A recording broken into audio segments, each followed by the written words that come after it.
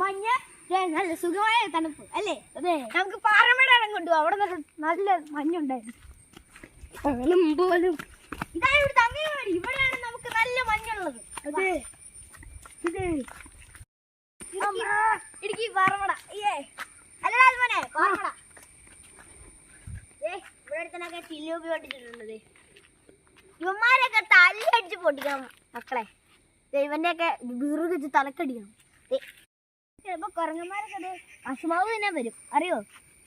ഞാൻ ചിലപ്പോൾ വലിയ മൃഗങ്ങളൊക്കെ ഉണ്ട്. മലമ്പാമ്പുണ്ട് കൈസ്, മലമ്പാമ്പ് അല്ലേ? അല്ലടാ അതുമോനെ, മലമ്പാമ്പ് ഇത്ര വലിയ പാമ്പില്ലേ?